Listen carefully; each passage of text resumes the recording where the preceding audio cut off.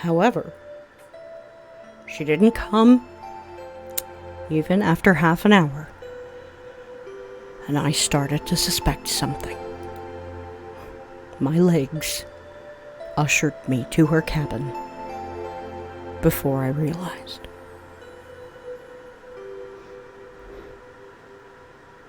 I flung the door open and saw Lena lying on the bed.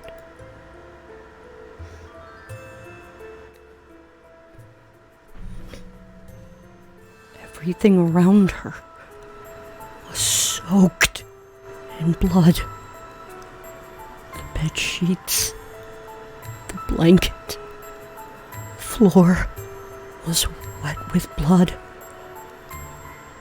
And I can see a huge slit on Lena's forearm.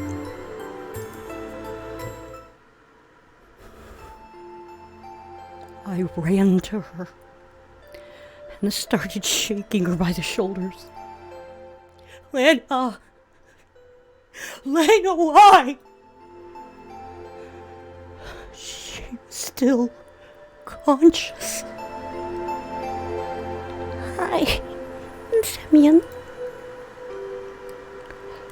A weak smile froze on her lips. Hang on. Hey, don't you pass out. I'll think of something right now. Listen, everything's going to be fine. You're not going to die. Of course, I didn't believe it myself. Lena had slit her veins from her elbow all the way down to her wrist. It was a deep cut, and given all the time I've spent waiting for her at the square, she bled a lot.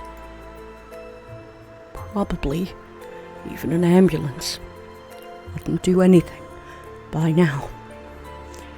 And here, in the empty camp, away from the world, Lena had zero chance of survival. How stupid can you be? I embraced and held her tightly, tears running down my cheeks, disappearing in her hair. I've never cried so hard in my entire life. Fool! Why did you have to cut down the road? Everyone else does it across the street, and you cut down the road! Sorry. It happened as a death, she muttered faintly. Why? Why? I'm tired. So tired. Lena went silent. I looked straight into her eyes. She was still conscious, but the last flicker of life was quickly dying in her. I'm so tired of it all. I'm wearing a mask, suffering. I just wanted to be with you. But you've left me too. I never went anywhere. Here I am. Why? What have you done? I'm sorry. I was choked with tears, unable to say anything. I'm sorry. I'll be seeing you later. Embraced her even tighter. Lena's breath was getting weaker. And soon enough, it stopped forever. Horror-struck, I jumped away from the bed. My eyes went dark. My heart was beating wildly, and I spotted the blood-stained knife lying on the floor. A moment later, I was holding it in my hands.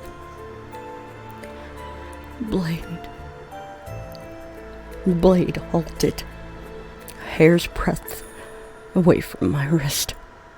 But why? How would that help? Just sat there, completely freaked out. And I just stared at Lena. No,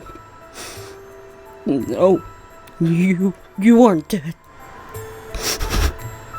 I exploded with hysterical laughter. Come on, sleepyhead, it's time to wake up! But Lena didn't wake up. What am I? What have I done? I jumped out of the cabin in horror and ran like mad.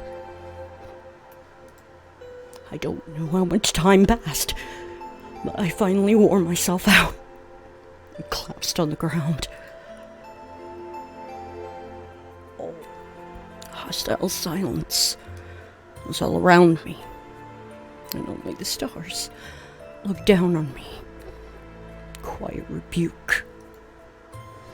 These are the same stars Lena admired yesterday. Yet another crying spell tore me apart. What is she doing? Because I left her? Where had I gone? I never left her, and I wasn't going to. Only in this moment did I realize that she truly was important to me. I realized, despite all of her quirks, everything that happened today, everything that happened during the short period of our acquaintance, she'd suddenly become the most precious thing in my life. And I instantly forgot about her feelings, as soon as I heard that damned bus. Indeed, can't justify her act, but how could I have stopped thinking of her at all? I lay there for a long time, watching the stars.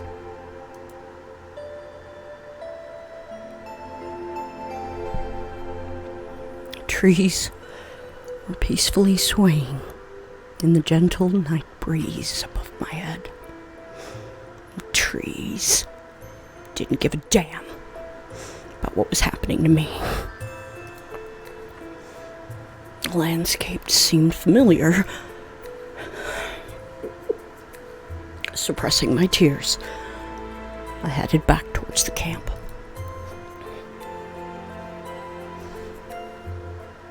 Everything here seemed to be the same as yesterday, same as a few days ago.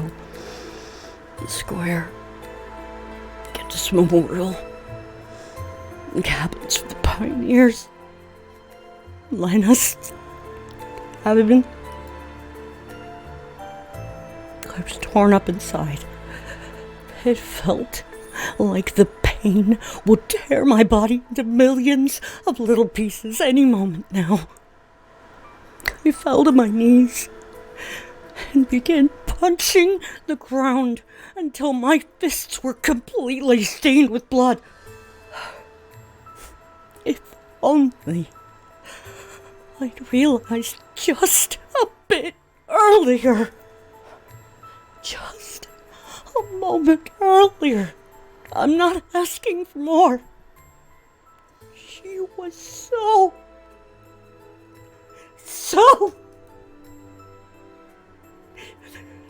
Even the slightest of hints was enough for her.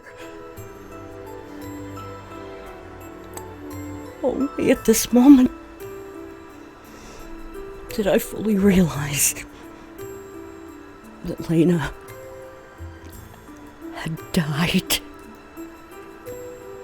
And a part of me died with her. Probably a part of me that I would have called the best. I came to my senses after a while, standing in her cabin. The blood had dried up already. The moonlight was no longer reflected in it. I went to her bed and sat down next to Lena's body. I was terribly afraid to be here, but I felt that I had to tell her something.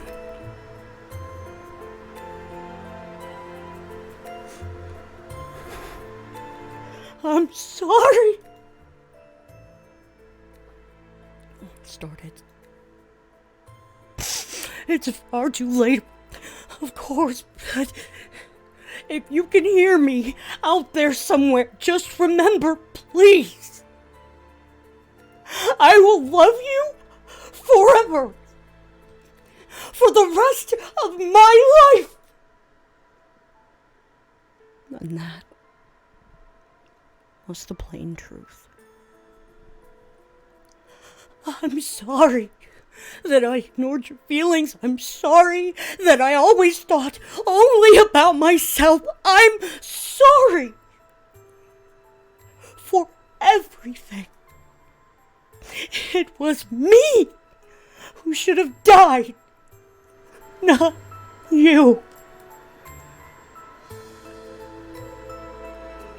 I covered her body with a blanket and slowly left the cabin.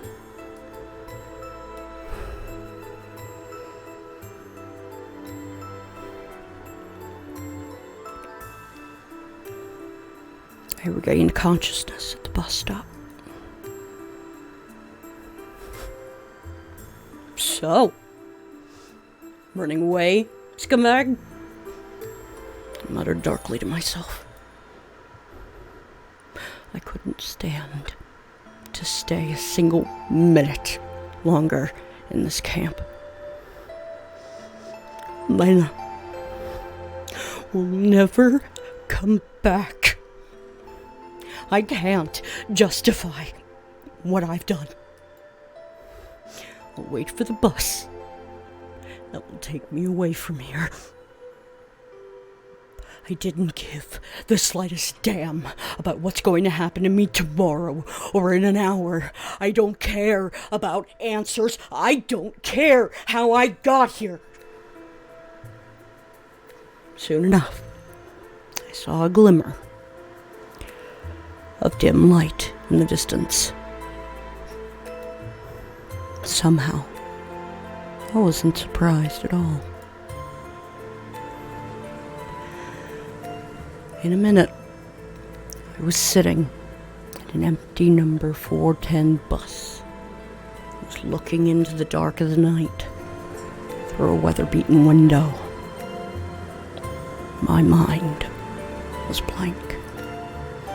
Everything that makes us human.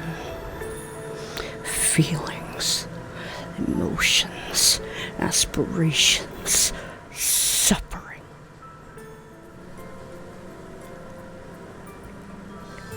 I left it all back there in that pioneer camp. Now, all I have is this night and the empty bus.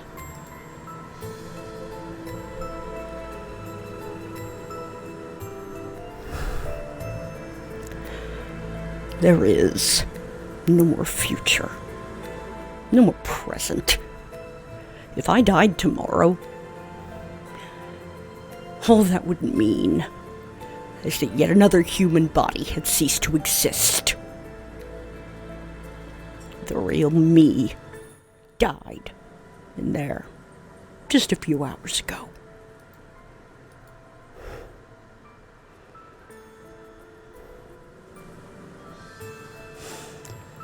I don't know how much time passed, but eventually the fatigue overtook me. I wasn't going to fight it, as it made absolutely no difference. Take it easy. As it made absolutely no difference whether I'm sleeping or awake.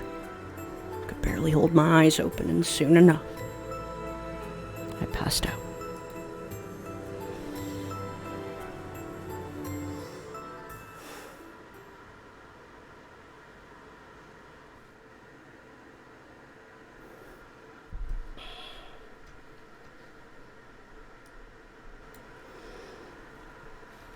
There are moments when reality becomes unimportant, insignificant, unworthy of attention. There are moments when your spiritual torment overshadows everything else. And even if the world ended, you wouldn't notice. If a knife were to pierce you, you wouldn't notice. Even boiling for eternity in the cauldrons of hell would seem like just a minor inconvenience.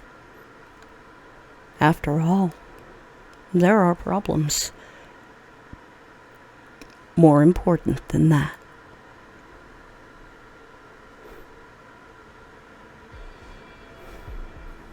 When I opened my eyes, I realized that something is wrong.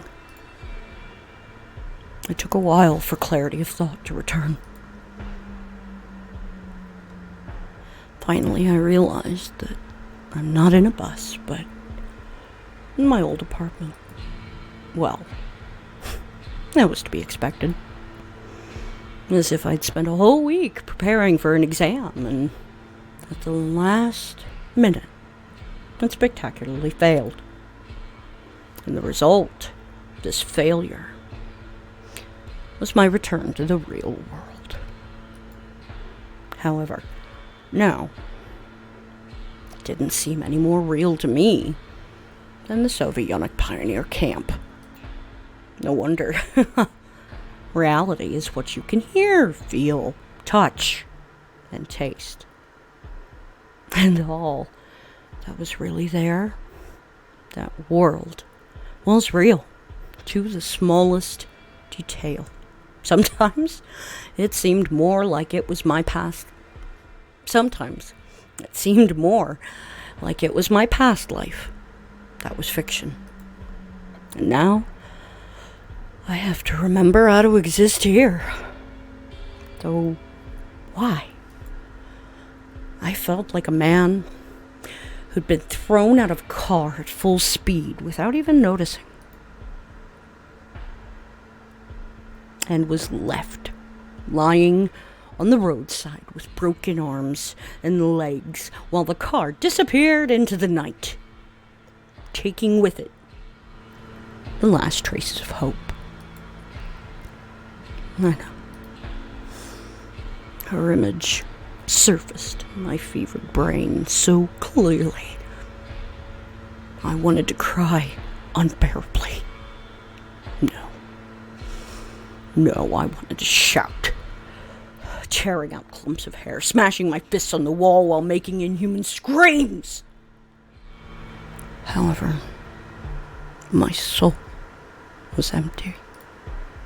I tried in vain to find at least the echoes of pain, guilt, pity for her. Nothing came. I was just lying here, staring at the ceiling. I was not at all interested in how and why I came back. After all, who cares about the process of selling your soul to a devil? All the legal formalities of the contract, signatures, stamps, and seals. What is more important is the result. And this is the result I got. No, it's not that I was sent back to reality. If I had gotten to the destination on that bus, it would hardly have changed anything for me. In this case, the result was what happened to Lena. And the reason is my actions. I was absolutely sure about that. After all, she could not just do that for no reason. No, Lena is not like that. So, it's all my fault. It's hard to live knowing that you were the reason for someone else's death. As if I personally held the knife, calmly and carefully slit open her wrists and watched her die. And then just ran away. Of course, couldn't do anything in that situation. But I still felt that I behaved like a coward. No. Even worse. Although, does it really matter what the best definition of my actions is? I cursed myself for remaining so calm while thinking about the situation. After all, I should be mourning Lena, blaming myself. But now, nothing's up to me. If I was not able to back then, I started shivering. My body was trembling, and it was getting hard to breathe.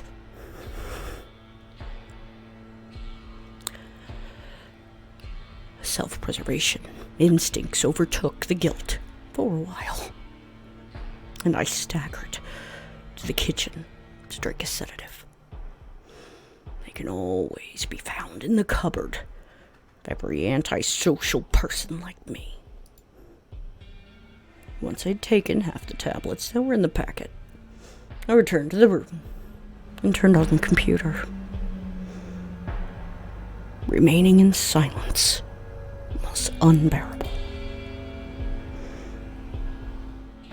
Played the first random song and soon realized it was probably the most depressing piece of music I had on my hard drive. I didn't want to turn it off. The background noise helped dampen my thoughts.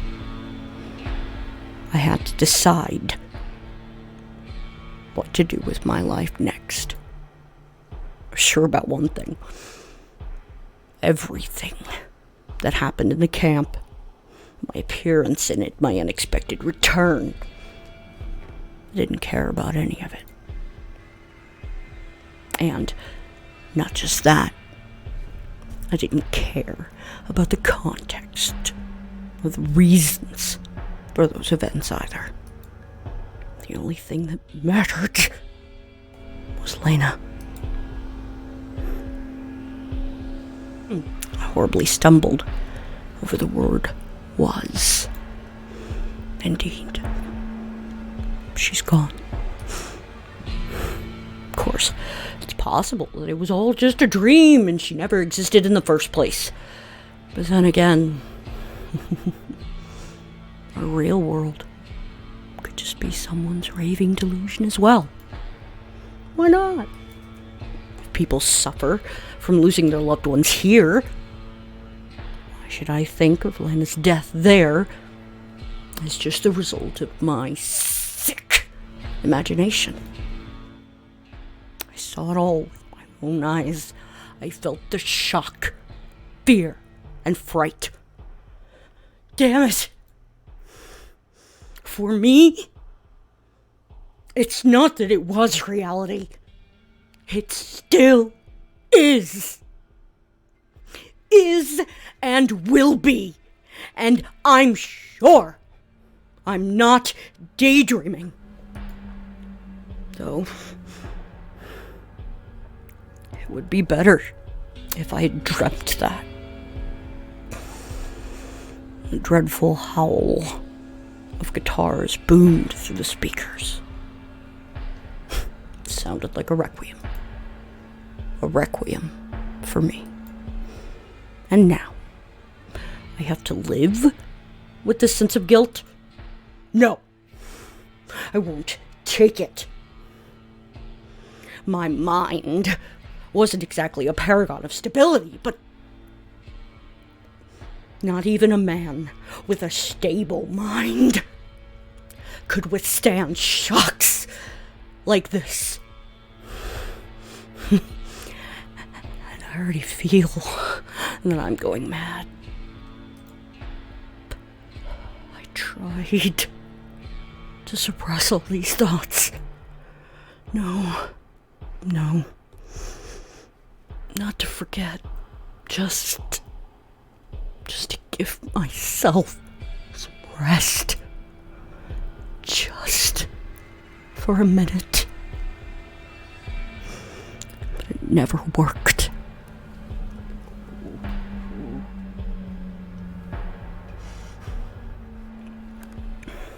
It never worked. Pain racked my body again and again. I was already starting to feel it physically. However, physical pain is always weaker than mental. I fell to the floor, clasped my knees, and began rocking back and forth in a fetal position. Blood pounded in my head so heavily it felt like my skull could shatter any moment now. I hit a table leg. A little candle rolled out from under a pile of papers. A little one, 20 centimeters long, was bent at almost a 90-degree angle. But it still retained its shape. The wick protruded from one end.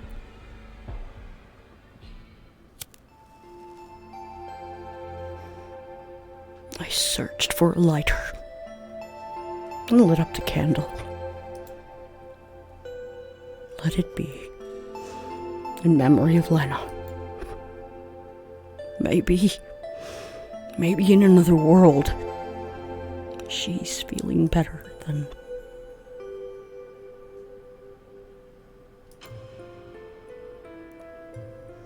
I sat on the floor and watched as the wax slowly dripped onto my fingers. I felt no pain at all. Probably my nervous system was so exhausted that it was unable to transmit the pain impulses to my brain. The fire calmed me a little. Just watched the flame. I didn't think about anything. Finally.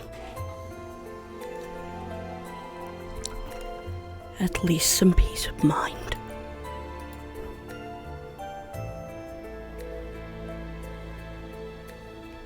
The candle was halfway done. Suddenly, I imagined that my life is this very candle. Not just mine, any person's life. All that we have been given is its full length. Anything can happen. The wind may blow, a holding hand may tremble, the wick may burn out, and a life will end before it should have. But after all, each candle can be different. Such as this one, 9 cents. One twice as thick, 20. Huge ones, as thick as the handle of a shovel.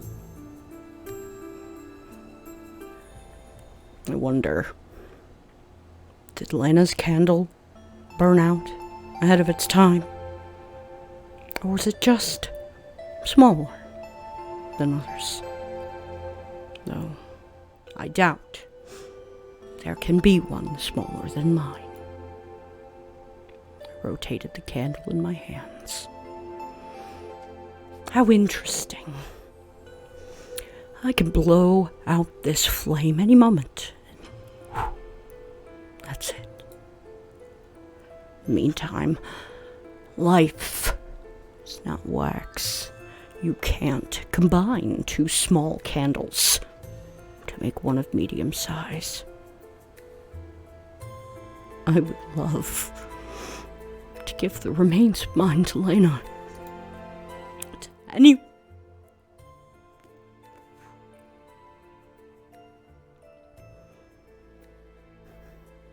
To anyone who needs it more than I do. Why would I need it?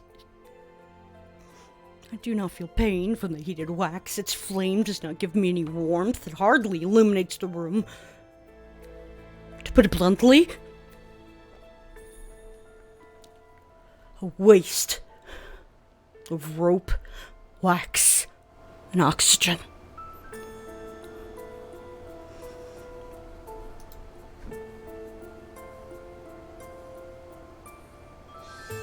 I blew out the candle. This action invoked absolutely no emotions in me. I slowly stood up and headed to the bathroom.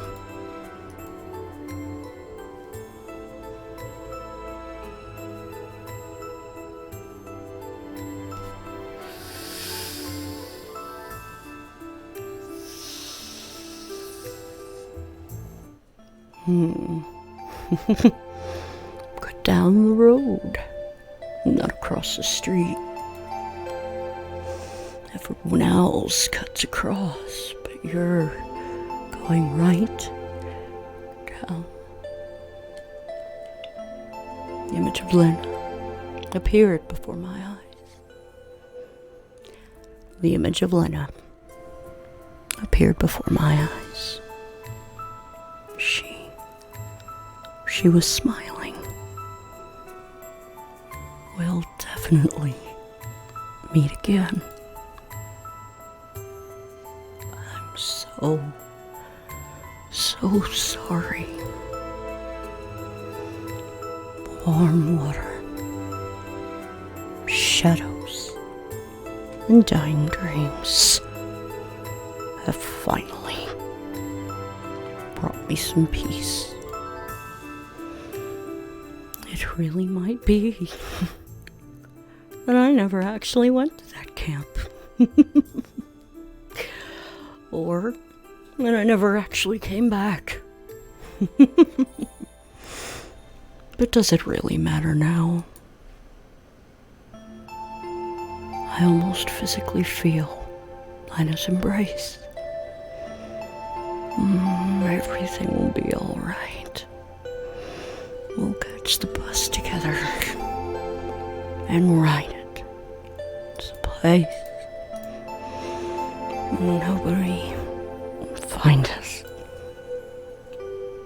or we'll be happy together. My strength left me, and I started to sink into the water. I was already spilling over the edge of the tub. We surely meet. Forgive me.